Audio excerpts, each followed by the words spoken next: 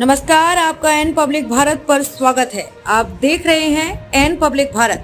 आज हम खबर आपको दिखाएंगे, आज की सबसे बड़ी खबर। प्रधानमंत्री नरेंद्र मोदी ने शुक्रवार को देश भर के गृह मंत्रियों को संबोधित करते हुए कहा कि साइबर क्राइम हो या फिर ड्रोन टेक्नोलॉजी का हथियारों और ड्रग्स तस्करी में उपयोग, इसके लिए हमें नई टेक्नोलॉजी पर काम करते रहना होगा।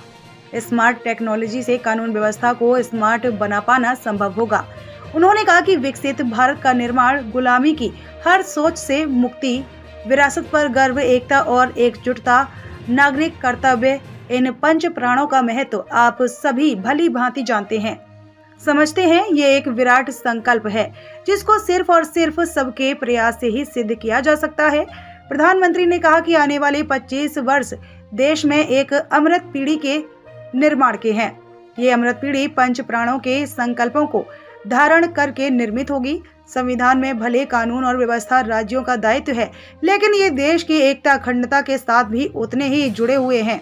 हर एक राज्य एक दूसरे से सीखें, एक दूसरे से प्रेरणा लें। पीएम मोदी ने कहा कि जब देश का सामर्थ्य बढ़ेगा तो देश के हर नागरिक, हर परिवार का सामर्थ्य बढ़ेगा। यही तो सुशासन है जिसका लाभ देश के हर राज्य को समाज की आखिरी पंक्ति में खड़े व्यक्ति तक पहुंचाना है। इसमें आप सभी की बहुत बड़ी भूमिका है। प्रधानमंत्री ने कहा कि कानून व्यवस्था को बनाए रखना एक 24/7 वाला काम है, लेकिन किसी भी काम में ये भी आवश्यक है कि हम निरंतर प्रक्रियाओं में सुधार करते चलें, उन्हें आधुनिक बनाते चलें। नमस्कार। केंद्रीय मंत्रिमंडल के मेरे सहयोगी श्री अमित शाह, अलग अलग राज्यों के मुख्यमंत्रीगण, गृह मंत्री जी, राज्यों के पुलिस महानिदेशक, गृह मंत्रालय के वरिष्ठ पदाधिकारीगण, अन्य सभी महानुभाव, देवी और सज्जनों, आजकल देश में उत्सव का माहौल है। ओणम, ईद, दशहरा, दुर्गा पूजा, दीपावली सहित अनेक उत्सव शांति और सौहार्द के साथ देशवासियों ने मनाए हैं। अभी छठ पूजा समेत कई अन्य त्योहार भी हैं। विभिन्न चुनौतियों के बीच इन त्योहारों में देश की एकता का सशक्त होना आपकी तैयारियों का भी प्रतिबिंब है। संविधान में भले कानून और व्यवस्था राज्यों का दायित्व है, लेकिन ये देश की एकता अखंडता के साथ भी उतने ही जुड़े हुए हैं। सूरजकुंड में हो रहा गृह मंत्रियों का ये चिंतन शिविर कोऑपरेटिव फेडरलिज्म का भी एक उत्तम उदाहरण है। हर एक राज्य एक दूसरे से सीखें, एक दूसरे से प्रेरणा लें, देश की बेहतरी के लिए मिलजुल करके काम करें। ये संविधान की भी भावना है और देशवासियों के प्रति हमारा दायित्व भी है। साथियों, आजादी का अमृत काल हमारे सामने है। आने वाले 25 साल देश में एक अमृत पीढ़ी के निर्माण के हैं। ये अमृत पीढ़ी पंच प्राणों के संकल्पों को धारण करके निर्मित होगी। विकसित भारत का निर्माण, गुलामी की हर सोच से मुक्ति, विरासत पर गर्व, एकता और एकजुटता और सबसे प्रमुख बात नागरिक कर्तव्य, इन पंच प्राणों का महत्व आप सभी भली भांति जानते हैं, समझते हैं। ये एक विराट संकल्प है जिसको सिर्फ और सिर्फ सबका प्रयास से ही सिद्ध किया जा सकता है। तरीके अपने अपने हो सकते हैं, रास्ते, प्रायोरिटी अलग अलग हो सकती हैं, लेकिन ये पंच प्राण देश के हर राज्य में हमारी गवर्नेंस की प्रेरणा होनी चाहिए। जब ये सुशासन के मूल में होंगे तो भारत के सामर्थ्य का विराट विस्तार होगा। जब देश का सामर्थ्य बढ़ेगा तो देश के हर नागरिक, हर परिवार का सामर्थ्य बढ़ेगा। यही तो सुशासन है जिसका लाभ देश के हर राज्य को समाज की आखिरी पंक्ति में खड़े व्यक्ति तक पहुंचाना है। इसमें आप सभी की बहुत बड़ी भूमिका है। साथियों, यहां आप में से अधिकतर या तो राज्य को नेतृत्व दे रहे हैं या फिर सीधे सीधे कानून व्यवस्था की जिम्मेदारी निभा रहे हैं। कानून व्यवस्था का सीधा संबंध राज्य के विकास से है।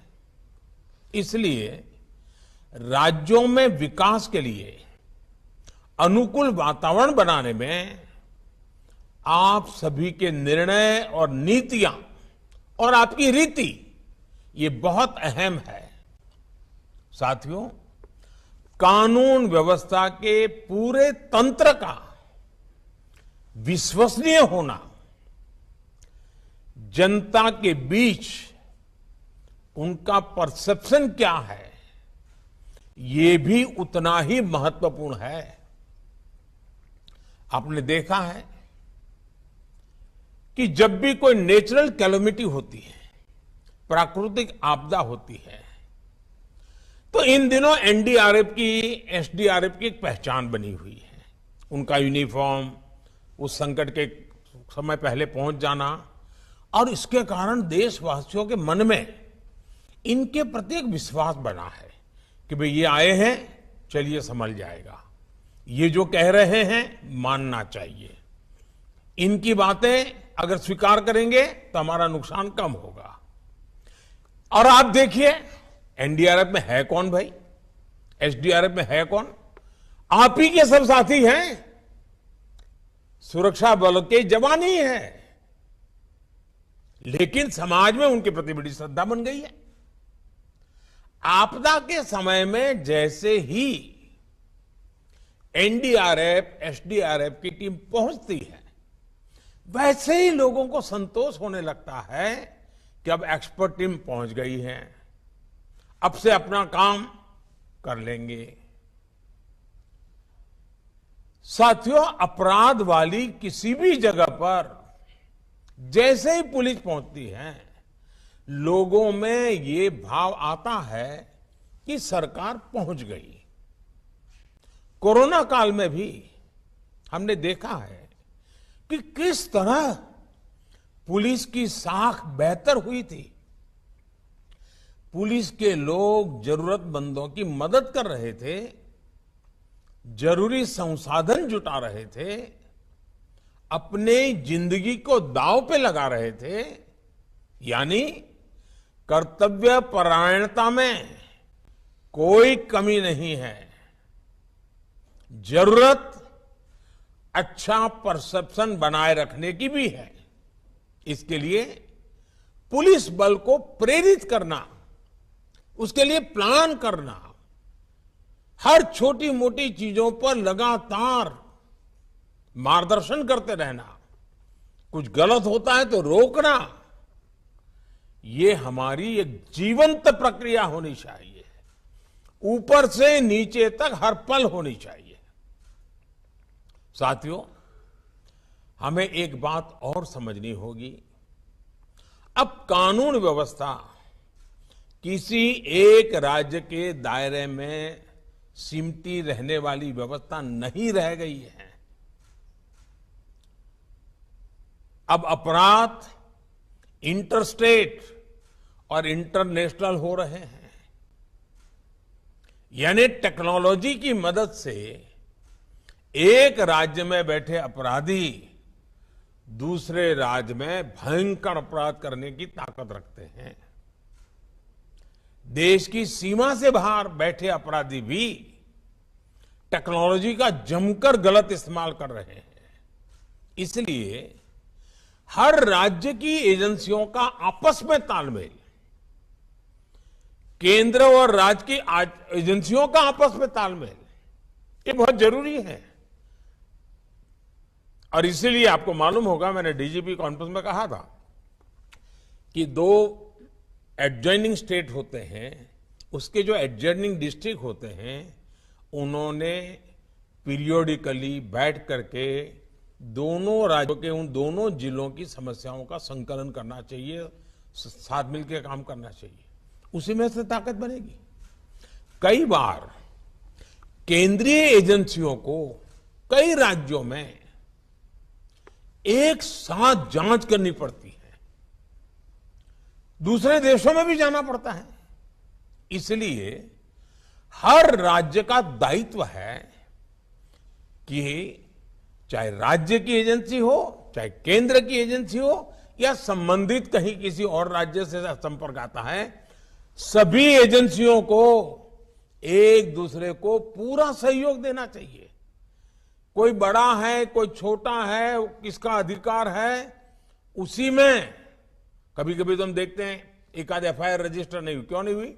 तो बोले ये तय नहीं हो रहा है कि वो जो जगह है वो इस थाने में पड़ती है, उस थाने में पड़ती है। ये जो चीजें हैं वो सिर्फ पुलिस थाने तक नहीं है, राज्यों के बीच भी हो जाती हैं, केंद्र और राज्य के बीच में हो जाती हैं, भारत और विदेश की व्यवस्थाओं के साथ हो जाती है। इसलिए हमारी एफिशिएंसी के लिए, हमारे आउटकम के लिए, सामान्य नागरिक को सुरक्षा देने के लिए हमारे बीच में तालमेल, संकलन, सहयोग बहुत अनिवार्य है। और इसके लिए जितना संकलन बढ़ेगा, आपके राज्य की भी ताकत बढ़ने वाली है। साथियों, साइबर क्राइम हो या फिर ड्रोन टेक्नोलॉजी का हथियारों और ड्रग्स तस्करी में उपयोग, इनके लिए हमें नई टेक्नोलॉजी पर काम करते रहना होगा। अब देखिए, हम 5G के युग में घुस गए हैं। तेजी से 5G पहुंचने वाला है। अब 5G के जितने लाभ है, इतनी ही जागरूकता भी जरूरी रहेगी। 5G से facial recognition technology, automatic number plate recognition technology, drone और सीसीटीवी जैसी टेक्नोलॉजी, परफॉर्मेंस में ये कई गुना सुधार होने वाला है। लेकिन हम जितनी तेजी से आगे बढ़ेंगे, जो क्राइम करने वाला वर्ल्ड है उसका भी ग्लोबलाइजेशन हो चुका है, वो इंटरस्टेट हो चुका है, वो भी टेक्नोलॉजी में फॉरवर्ड हो चुके हैं। मतलब हमें उनसे 10 कदम आगे जाना होगा। हमें हमारी कानून व्यवस्था को भी स्मार्ट बनाना, इसके लिए बहुत ही आग्रह से काम करना पड़ेगा। साथियों, मेरा आग्रह यह भी है कि टेक्नोलॉजी को कृपा करके बजट के तराजू से न तोले। और मेरा सभी आदरणीय मुख्यमंत्रियों से, सभी आदरणीय गृह मंत्री जियों से इस विषय में एक टीम बना करके दुनिया में क्रिमिनल वर्ल्ड किस टेक्नोलॉजी में आगे बढ़ रहा है, उपलब्ध टेक्नोलॉजी हमारे लोगों को कैसे सुरक्षा दे सकती है, इस पर गंभीरता से सोचना चाहिए। और इसमें जो बजट जाएगा वो बाकी सैकड़ों खर्चों को बचाने का कारण बन जाएगा। और इसलिए टेक्नोलॉजी का बेहतर इस्तेमाल पूरे पुलिस तंत्र को तो मजबूत करता ही करता है, सामान्य मानवीय को सुरक्षा देने का एक विश्वास नीचे तक हम पहुंचा पा सकते हैं। टेक्नोलॉजी क्राइम प्रिवेंशन में भी मदद करती है और क्राइम डिटेक्शन में भी, क्राइम इन्वेस्टिगेशन में भी बहुत काम आती है। आज देखिए कितने ही अपराधी सीसीटीवी की वजह से पकड़े जा रहे हैं। स्मार्ट सिटी अभियान के तहत शहरों में बनाए गए आधुनिक कमांड एंड कंट्रोल सिस्टम से भी बहुत मदद मिल रही है। साथियों, इस प्रकार की नई टेक्नोलॉजी के विकास के लिए केंद्र सरकार ने पुलिस टेक्नोलॉजी मिशन भी शुरू किया है। अनेक राज्य भी इसमें अपने स्तर पर काम कर रहे हैं, लेकिन यह अनुभव आ रहा है कि हमारे अलग अलग प्रयोग होने के कारण हमारी टेक्नोलॉजी एक दूसरे के साथ बात नहीं करती है और इसलिए हमारी एनर्जी वेस्ट होती है। वो जो भी मटेरियल है वो उस राज्य तक सीमित रहता है। हमें कॉमन प्लेटफॉर्म के विषय में बड़ा मन रख करके सोचना ही पड़ेगा। किसी एक के पास बहुत उत्तम चीज है तो ये मान करके न बैठे कि मेरे पास है, मैं तो किसी को दूंगा नहीं, मैं अपनी ताकत बनाए रखूंगा। एक समय आएगा, कितनी उत्तम टेक्नोलॉजी होगी और लोगों के सहयोग में नहीं होगी तो स्टैंड अलोन निकम्मी हो जाएगी। और इसलिए टेक्नोलॉजी में भारत के संदर्भ में सोचना, हमारी सभी best practices, best innovation common link वाले ही होने चाहिए, इंटर ऑपरेबल होने चाहिए, एक दूसरे के साथ लगातार सरलता से बात कर सके, ये व्यवस्थाएं अनिवार्य हैं। साथियों, आज फॉरेंसिक साइंस का महत्व बढ़ रहा है और वो सिर्फ पुलिस महकम के तक सीमित नहीं है जी। लीगल फैटर्निटी को फॉरेंसिक साइंस समझना पड़ेगा, जुडिशरी को फॉरेंसिक साइंस समझना पड़ेगा, इवन हॉस्पिटल को भी फॉरेंसिक साइंस समझना पड़ेगा। इन सबके प्रयत्न से ही फॉरेंसिक साइंस का उपयोग क्राइम और क्रिमिनल को सजा दिलाने में बहुत काम आ सकता है। अकेला पुलिस के पास फॉरेंसिक साइंस की कुछ व्यवस्था है, इनफ नहीं होगा। और इसलिए हर राज्य में हमें संकलित और संतुलित व्यवस्था, हर राज्य को गांधीनगर स्थित नेशनल फॉरेंसिक साइंस यूनिवर्सिटी की और उसकी क्षमता आज दुनिया के 60-70 देश फॉरेंसिक साइंस यूनिवर्सिटी का लाभ ले रहे हैं। हमारे राज्यों ने भी बढ़ चढ़ करके राज्य लाभ लेना चाहिए। ये पूरी तरह फ्यूचरिस्टिक टेक्नोलॉजी ड्रिवन व्यवस्था है। ह्यूमन रिसोर्स डेवलपमेंट का भी वहां काम है, नए नए टेक्नोलॉजी टूल बनाने का भी काम है और केस, बड़े कठिन केसेस को सुलझाने में भी वो लैब काम आ रही है। मैं समझता हूं कि इस व्यवस्था का उपयोग सभी राज्य सक्रियता से कैसे करें। साथियों, कानून व्यवस्था को बना रखना एक 24/7 वाला काम है, लेकिन किसी भी काम में यह भी आवश्यक है कि हम निरंतर प्रक्रियाओं में सुधार करते चले, उन्हें आधुनिक बनाते चले। बीते वर्षों में भारत सरकार के स्तर पर कानून व्यवस्था से जुड़े रिफॉर्म्स हुए हैं। उन्होंने पूरे देश में शांति का वातावरण बनाने में मदद की है। आप भी जानते हैं कि भारत की विविधता, भारत की विशालता की वजह से हमारे लॉ एनफोर्समेंट सिस्टम पर कितना दबाव होता है। इसलिए बहुत जरूरी है कि हमारा ये सिस्टम सही दिशा में ऊर्जा लगाए, वरना हमने देखा है कि कितने ही अनावश्यक केसों में छोटी छोटी गलतियों की जांच में ही पुलिस डिपार्टमेंट की ऊर्जा चली जाती है। इसलिए हमने व्यापार कारोबार से जुड़े अनेकों प्रावधानों को अब डीक्रिमिनलाइज कर दिया है, उन्हें अपराध की श्रेणी से बाहर निकाल दिया है। 1,500 से ज्यादा पुराने कानूनों को समाप्त करके भविष्य का बहुत बड़ा बोझ कम किया गया है। मैं तो राज्यों से भी आग्रह करता हूं, आप भी अपने यहां कानूनों को इवेल्युएट कीजिए। आजादी के पहले के जितने कानून हैं इनको वर्तमान तारीखों के साथ बदलाव लाइए।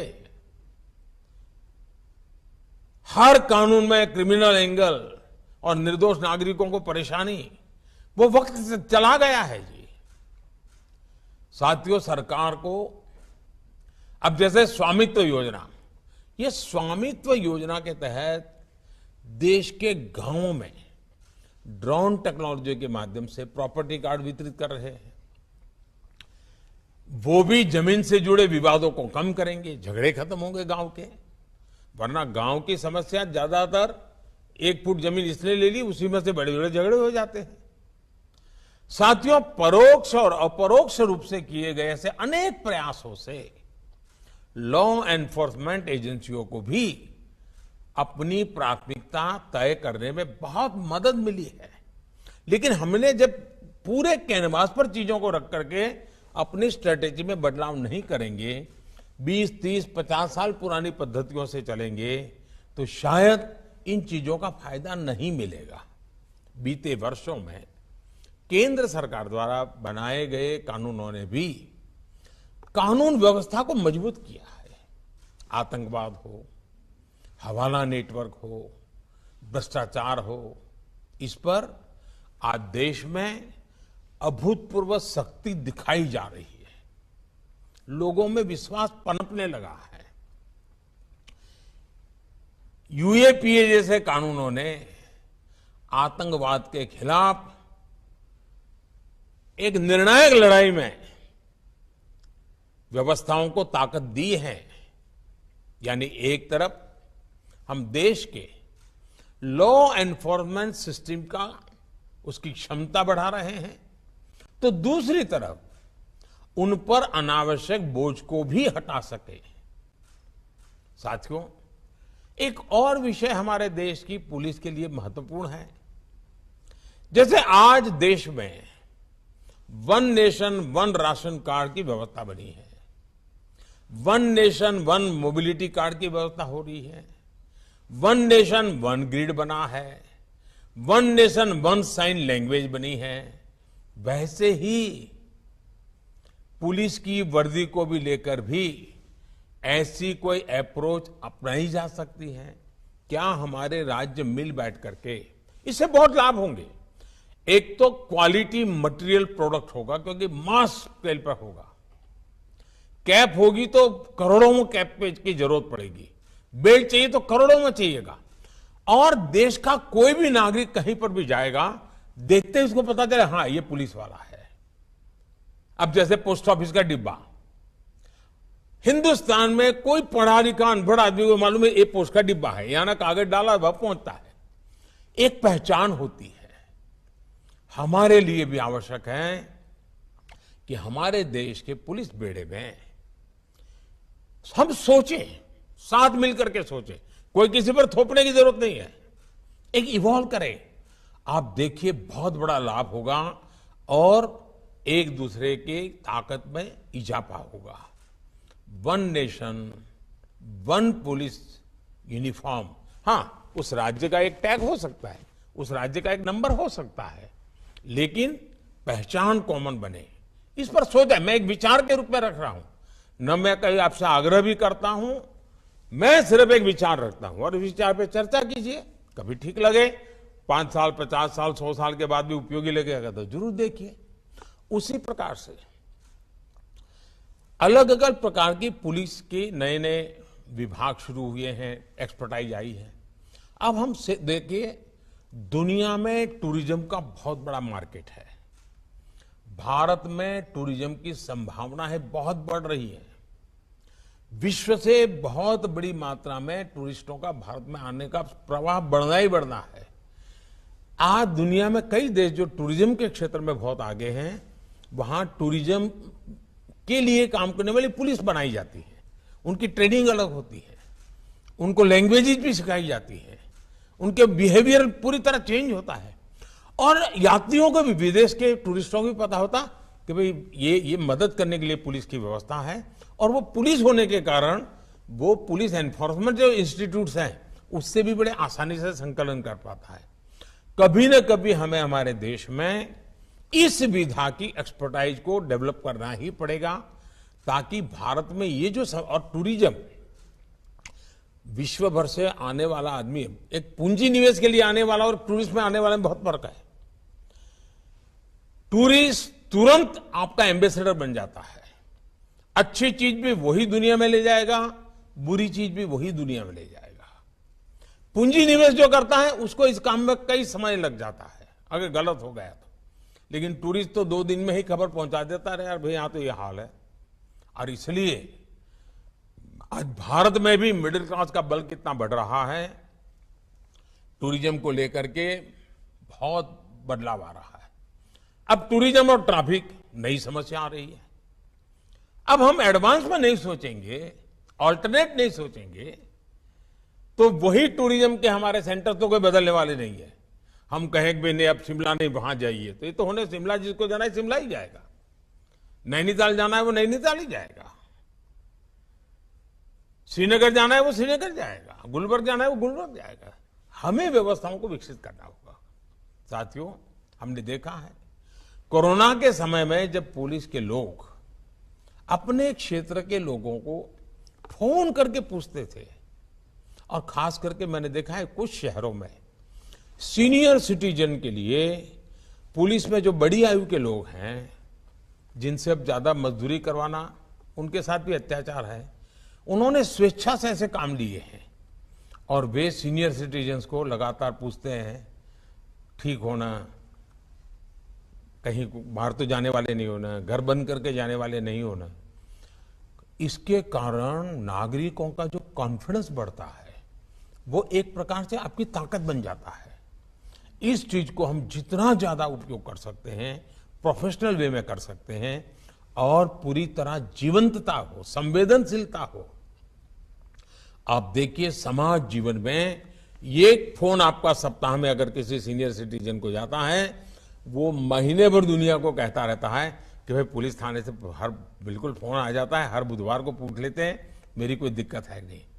इन चीजों की बहुत बड़ी ताकत होती है। जो परसेप्शन की लड़ाई है ना, ये आपके सारे परसेप्शन बनाने वाले लोग हैं।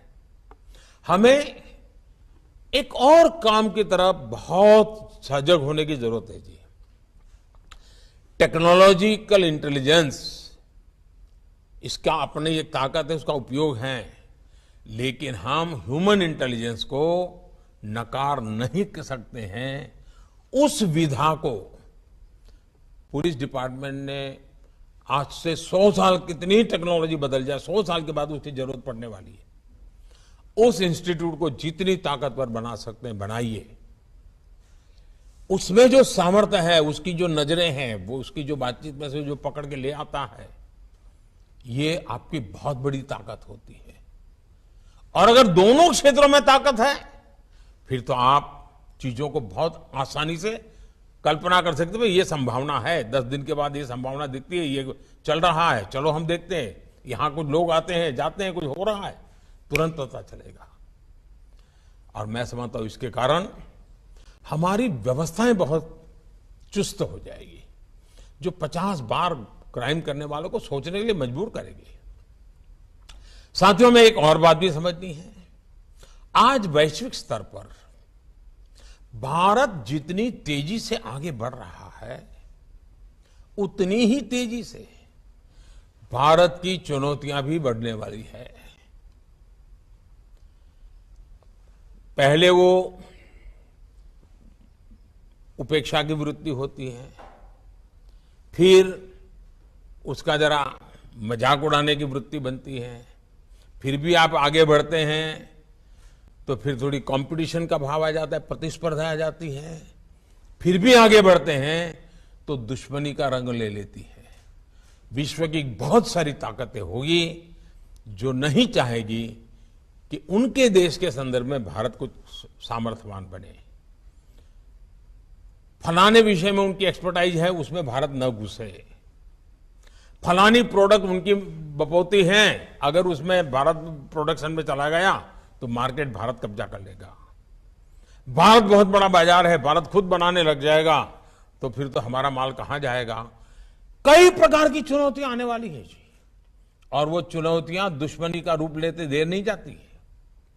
और इसलिए हमें हमारे इन सारी चैलेंजेस को हमें समझना है, और ये सहज है। किसी को हमसे कोई हमारा बुरा करना नहीं, मनुष्य का स्वभाव है। आपके यहां भी 2 अफसर होंगे तो लगता है कि हाँ यार ये आगे चलकर इसकी को प्रमोशन हो जाएगा, मैं तो रह जाऊंगा, तो फिर उनका 10 साल पहले ही तू शुरू हो जाता है। वैसा हर जगह पे होता है भाई। और इसलिए मैं कहता हूं कि हम थोड़ा दूर का सोच करके हमारे सामर्थ्य को, प्रोटेक्टेड एनवायरनमेंट, प्रॉपर मैसेजिंग, इसके लिए आवश्यक बारीकियों, तो पहले की लॉ एंड ऑर्डर और आज की चुनौतियों में बहुत बड़ा फर्क आने वाला है। पहले का तो बरकरार रखना ही पड़ेगा, नए को लिए भी हमने अपने आप को तैयार करना पड़ेगा। हमें देश के विरोध में जो ताकतें खड़ी हो रही है, जिस प्रकार से हर चीज का उपयोग किया जा रहा है, सामान्य नागरिक की सुरक्षा के लिए, लॉ अबाइडिंग सिटीज के अधिकारों के लिए, ऐसी किसी भी नकारात्मक शक्तियों के खिलाफ कठोर से कठोर बर्ताव ही हमारी जिम्मेवारी है। कोई उदारता नहीं चल सकती है जी, क्योंकि आखिरकार जो लॉ अबाइडिंग सिटीजन है, जो कानून को मानने वाला व्यक्ति है, वो कहां जाएगा भाई। हमारा काम है, और ऐसे 99% सिटीजन वही होते हैं जी, 1% का ही प्रॉब्लम होता है। हमें उन 99 को विश्वास दिलाने के लिए उन 1% के प्रति जरा भी उदारता बरतने की जरूरत नहीं है। साथियों, सोशल मीडिया की शक्ति को हमें काम करके क्या हो रहा है इतने मात्र से उसको आंकना नहीं चाहिए। एक छोटी सी फेक न्यूज पूरे देश में बड़ा बवाल खड़ा कर सकती है।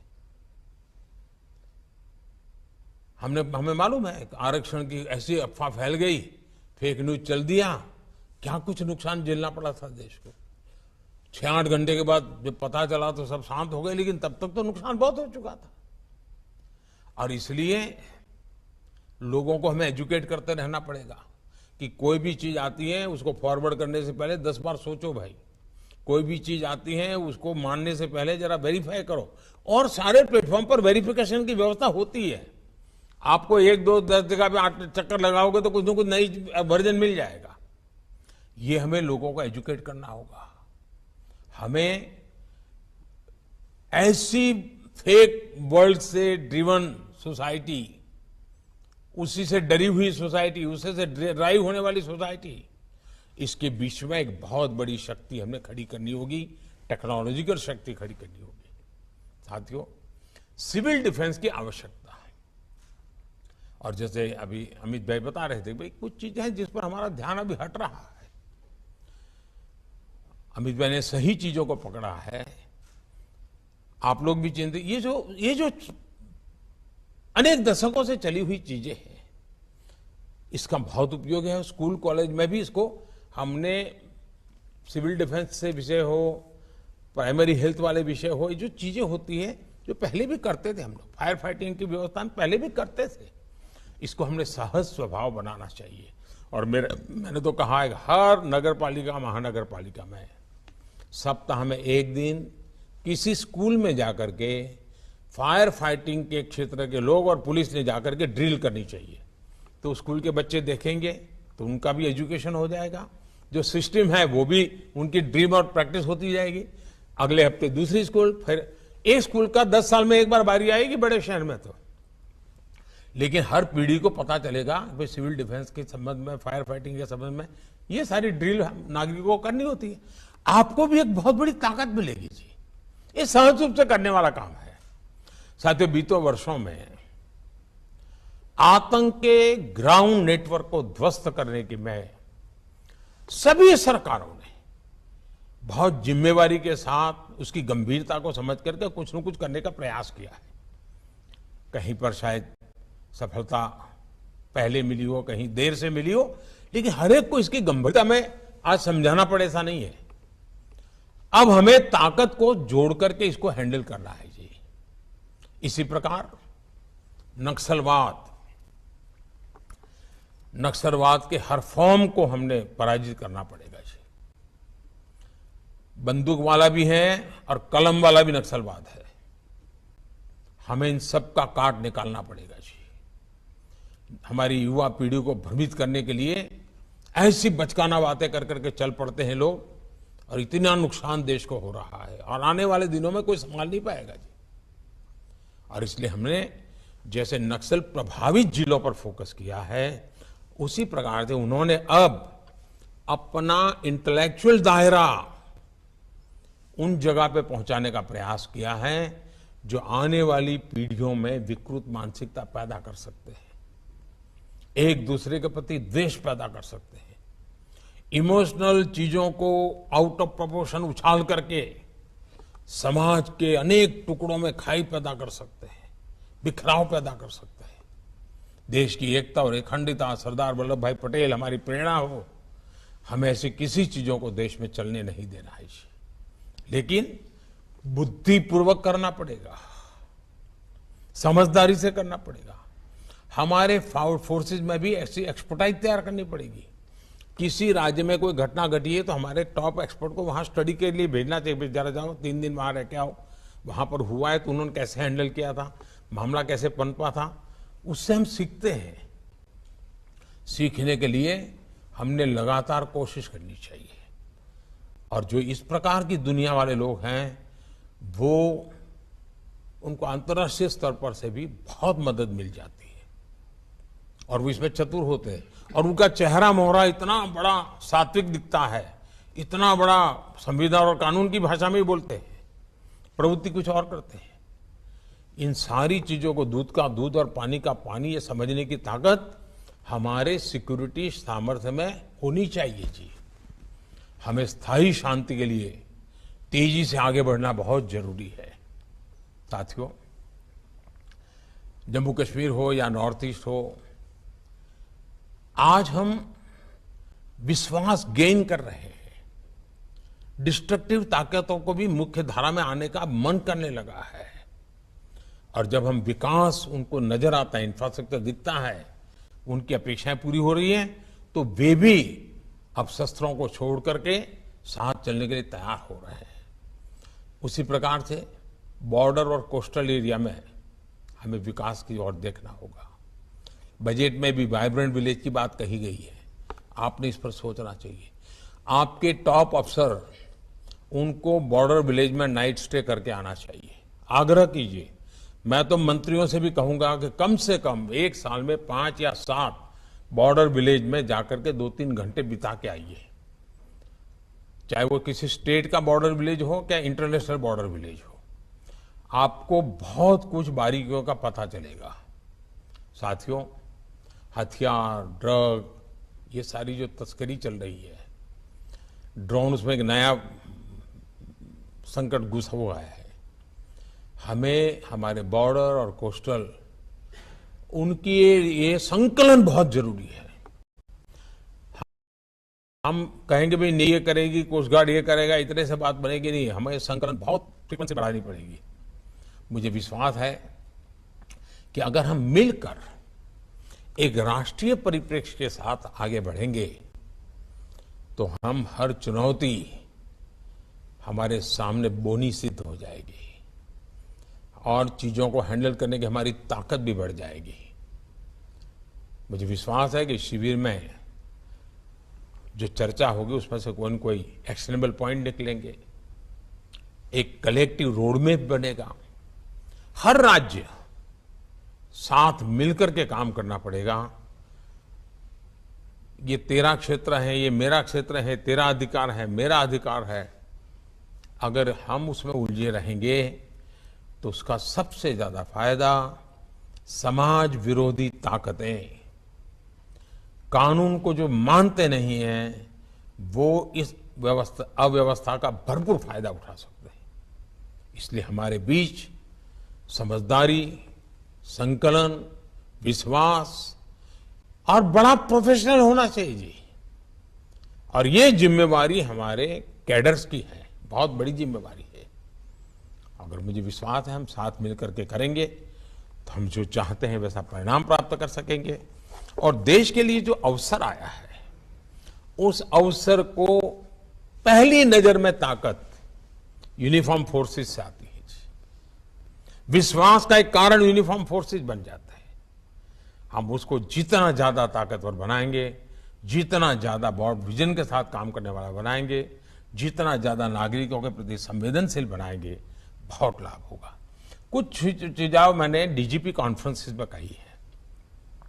मैं सभी मुख्यमंत्री और गृह मंत्री से आग्रह करूंगा कि डीजीपी कॉन्फ्रेंस एक बहुत ही अच्छी इंस्टीट्यूशन के रूप में विकसित हुई है। खुल करके चर्चा होती है और उसमें पॉलिटिकल एलिमेंट जीरो होता है। उसमें से जो बातें निकलती है, मैं सभी गृह विभाग के मेरे सचिव वो जो रहते हैं वो आईएएस कैडर के होते हैं और हमारे जो पॉलिटिकल फील्ड के लोग जो चुन करके आकर के सरकार चलाते हैं। डीजीपी कॉन्फ्रेंस में जो बातें हुई उनसे पूरा ब्रीफिंग लेना चाहिए। उसमें एक्शनेबल पॉइंट को हमें अपने राज्य में तुरंत लागू करना चाहिए, तब जाकर के फायदा होगा। हमें डीजीपी कॉन्फ्रेंस से तो एक मीटिंग हो गई थी, हमारे साहब होकर के आ गए हैं, ये नहीं है जी। ये एक देश की सिक्योरिटी को लेकर के काम करने। अब जैसे एक सुझाव आया था कि भाई हमारे पुलिस के लिए रहने के घर, अब मैंने एक सुझाव दिया था कि खास करके बड़े शहरों में जो पुलिस थाने हैं या पुलिस स्टेशन है, आप जरा सोचिए कि उसमें से कुछ मल्टी स्टोरीड बन सकता है क्या?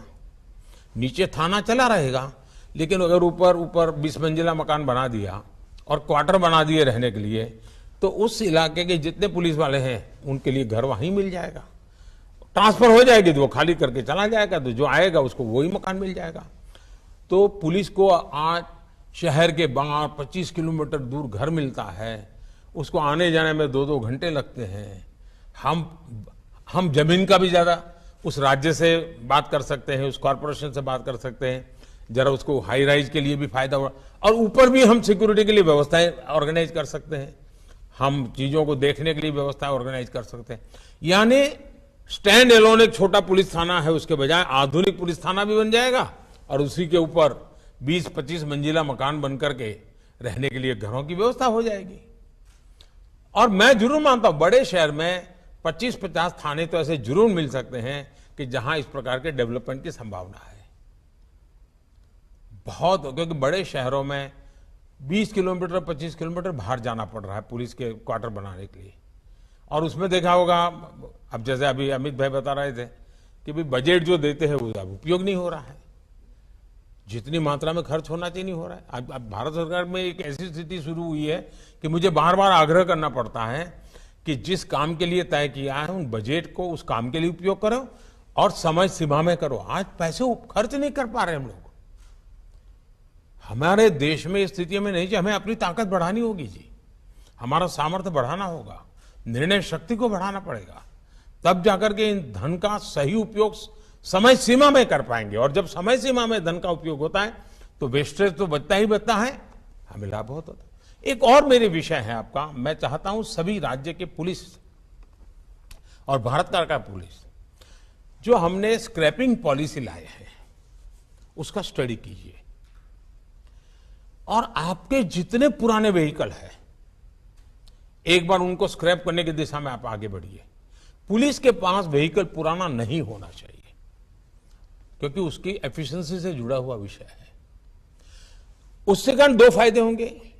जो स्क्रैपिंग की बिजनेस में आने वाले लोग हैं उनको एश्योरेंस मिल जाएगा कि भाई फलाने राज्य में 2000 व्हीकल स्क्रैपिंग के लिए ऑलरेडी उन्होंने आइडेंटिफाई कर दिए, चलो मैं एक यूनिट लगा देता हूं रिसाइकल का, सर्कुलर इकोनॉमी का काम हो जाएगा। और हम अगर 2000 व्हीकल वहां जाए तो जो नए व्हीकल बनाने वाली कंपनियां भी आ जाएगी कि भाई आप अगर 2000 व्हीकल हमारे साथ लेते हैं तो हम रेट इतना कम करेंगे, हम क्वालिटी में आपको जो चाहिए करके देंगे। इतना बढ़िया पैकेज बन सकता है जी। सभी हमारे पुलिस के पास आधुनिक से आधुनिक व्हीकल आ सकते हैं।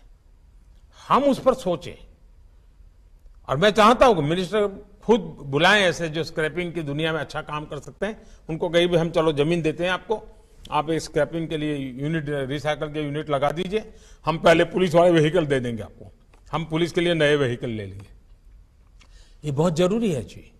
भारत सरकार के भिन्न भिन्न यूनिट भी अपने पुराने सारे कूड़ा कचरा निकाल देते हैं और नए, तो हमारी एनवायरमेंट, एफिशिएंसी सब में फर्क आएगा। तो ऐसी छोटी छोटी चीजों पर भी अगर आप कुछ निर्णय करके निकलेंगे और उसको समय सीमा में लागू करेंगे, आप देखिए आप लोगों को तो सुरक्षा देंगे, आप देश के विकास में भी बहुत बड़े भागीदार बन जाएंगे। और मुझे पूरा विश्वास है कि जिस गंभीरता से इस मीटिंग को आप लोगों ने लिया है, और विशेष करके इतनी बड़ी संख्या में मुख्यमंत्रियों का आकर के इस मीटिंग में बैठना, सचमुच में तो जब मैंने आपको देखा हूं तो मेरा मन करता है मुझे वहां आपके बीच में होना चाहिए था, लेकिन पहले से कुछ कार्यक्रमों का इतना प्रेशर रहा है कि मैं नहीं आ पाया।